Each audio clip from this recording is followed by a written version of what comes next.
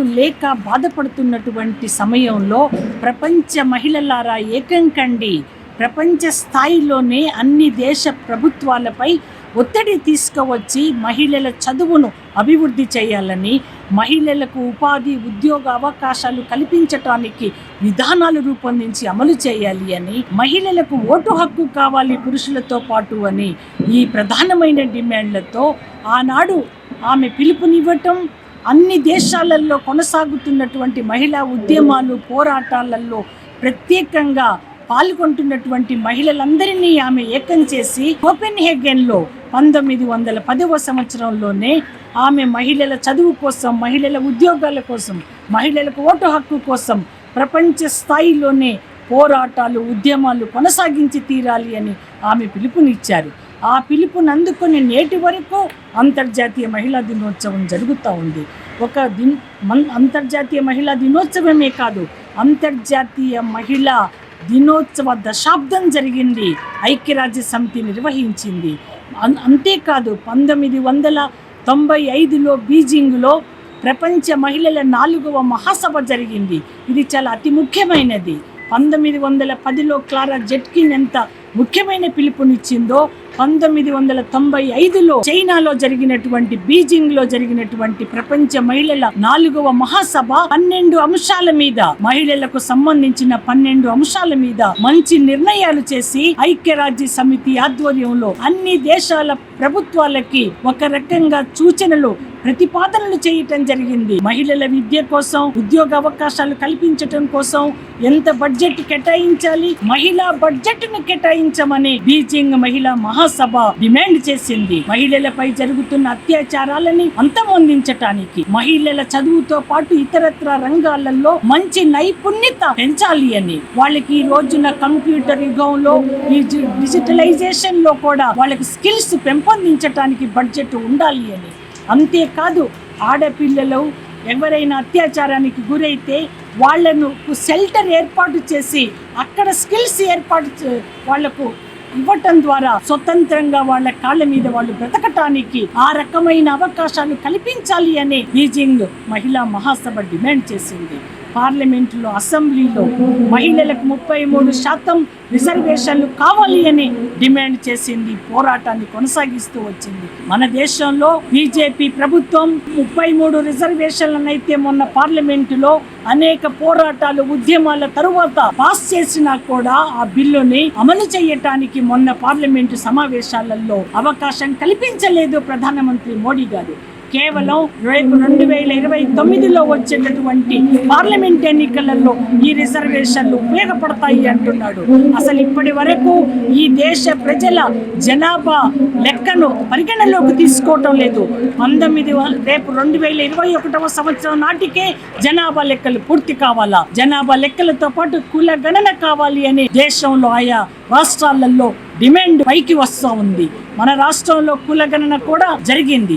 నేను ఈ సందర్భంగా మహిళలు అన్ని రంగాలలో చాలా ఆకాశమంతా ఎదగటానికి స్వేచ్ఛగా మహాత్మా గాంధీ గారు చెప్పినట్లుగా అర్ధరాత్రి కూడా మహిళలు ఒంటరిగా నడి రోడ్డు మీద నడవగలిగే సామాజిక పరిస్థితులు ఉండాలి అని మహాత్మా గాంధీ గారు ఏనాడో చెప్పారు.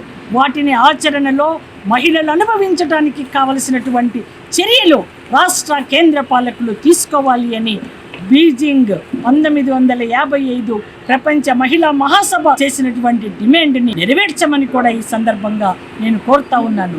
మన రాష్ట్రంలో ఉచిత బస్సు ప్రయాణ అవకాశం కల్పించటం, మహిళలకు సోలార్ ప్లాంట్లో అవకాశాలు కల్పించటం, డ్రోన్లు కూడా నిర్వహించటానికి అవకాశం కల్పించటం, అంతేకాదు బస్సులు కూడా మహిళలకు అద్దెకిచ్చి నేను మహిళలను ప్రోత్సహిస్తున్నాము అని రేవంత్ రెడ్డి గారు చెప్పారు. సంతోషం, ఇది ఆహ్వానించదగిందే.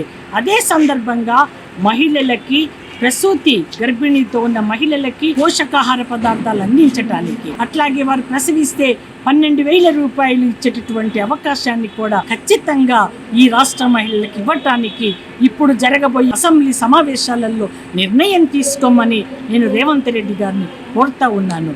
ముఖ్యంగా మన రాష్ట్రంలో స్కూల్స్లలో కానివ్వండి, కాలేజెస్లో కానివ్వండి, కనీస బాత్రూమ్ టాయిలెట్ ఫెసిలిటీని కూడా ఏ రకంగా ఉన్నది అనేది పరిశీలించాలి అని, ఇంకా వ్యవసాయ కార్మిక మహిళలకి ఆత్మీయ భరోసా ఎక్కువ సంఖ్యలో వాళ్లకు సంవత్సరానికి 12,000 ఇవ్వటానికి, రైతు రుణమాఫీ రైతు భరోసా కూడా ఇవ్వటానికి ఆలోచన చేయమని, సుపరిపాలన ఈ రాష్ట్రంలో కొనసాగించాలి అని అంతర్జాతీయ మహిళా దినోత్సవ సందర్భంగా రాష్ట్ర పాలకులను కోరుతా ఉన్నారు. మేడం, మహిళల భద్రత గురించి ఎలాంటి చర్యలు తీసుకోవాలంటారు? ఇప్పుడు చాలా చోట్ల ఇలా చాలా ఇన్సిడెంట్లు అయితే జరుగుతాయి, వాటి గురించి. అసలు రోజు రోజుకి మహిళల యొక్క ఆత్మ గౌరవాన్ని పెంచటానికి, మనోధైర్యాన్ని పెంచటానికి చర్యలు తీసుకోవాల్సినటువంటి సమయంలో మహిళల మీద అత్యాచారాలు చేసి వారి జీవితాలను గుగ్గిపాలు చేస్తున్నటువంటి ఈ సందర్భంలో రాష్ట్ర కేంద్ర పాలకులు వారి రక్షణ కోసం, బాధిత మహిళలకు షెల్టర్ ఇవ్వటం కోసం, దోషులను కఠినంగా శిక్షించటం కోసం నికరమైన చర్యలు తీసుకోవాలా. ముఖ్యంగా ఇప్పుడు మన రాష్ట్రంలో ఉన్నటువంటి అనేక అవకాశాలు, ఒకవైపు కోర్టులతో పాటు ఇక్కడ మహిళల కోసం ప్రత్యేకంగా పోలీస్ స్టేషన్స్ కానివ్వండి, ఫాస్ట్ ట్రాక్ కోర్టులు కానివ్వండి, ఇవన్నీ పనిచేస్తున్నా కూడా మహిళల మీద అత్యాచారాలు, హత్యలు, దాడులు ఆగటం లేదు. ఇంకా కఠినాతి కఠినమైన శిక్షకు గురి చేయటానికి నికరమైన చర్యలు రాష్ట్ర పాలకులు తీసుకోవాలా. ముఖ్యంగా గృహహింస వ్యతిరేక చట్టం అమలు తీరుతెన్నులపై చర్చ జరగాల. చర్చ చేయటానికి రాష్ట్ర పాలకులు ఆ రకమైనటువంటి ప్రోత్సాహకరమైనటువంటి చర్యలు తీసుకోవాలని కూడా నేను కోరుతాను. మేడం, ఇప్పుడు మామూలుగా దేశవ్యాప్తంగా కూడా కొన్ని సంఘటనలు అయితే మనం చూసే ఉంటాము. అంటే భార్యల పట్ల భర్తలే కొంచెం జాగ్రత్తగా ఉండాలి, మమ్మల్ని కాపాడండి అంటూ కూడా మాట్లాడేటువంటి పరిస్థితి, భర్తలు ఆత్మహత్య చేసుకున్నటువంటి పరిస్థితులు కూడా మనం చూసినట్టు సెల్ఫీ వీడియోలతో కూడా. మరి దాని గురించి భార్య బాధితుల సంఘం కూడా ఏర్పాటైంది.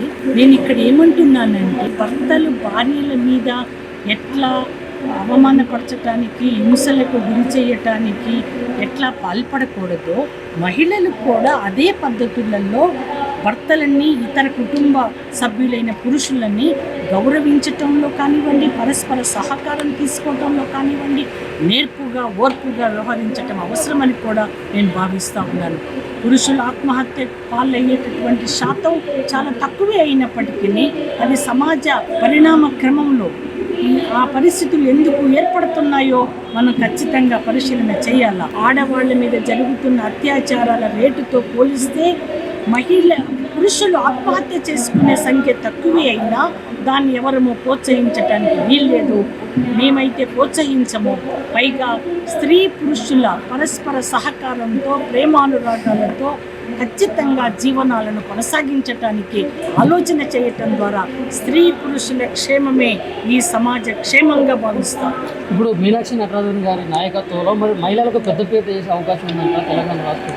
మీనాక్షి నటరాజన్ గారి నాయకత్వంలో పెద్దపీట ఖచ్చితంగా ఇప్పటికే 33% మహిళా రిజర్వేషన్ అసెంబ్లీలో, పార్లమెంటులో బిల్లు పాస్ అయి చట్టమైంది. భవిష్యత్తులో ఎట్లాగో 33% రానున్న ఎన్నికలలో ఈ శాతం మహిళలకు అవకాశం దొరికి తీరుతుంది. నటరాజన్ గారి నాయకత్వంలో, మీనాక్షి నటరాజన్ గారి నాయకత్వంలో ప్రతి వంటగత్తె ఒక రాజకీయవేత్తగా కాంగ్రెస్ పార్టీలో రావటానికి పూర్తి స్థాయిలో వారు కృషి చేస్తారన్న విశ్వాసం నాకు.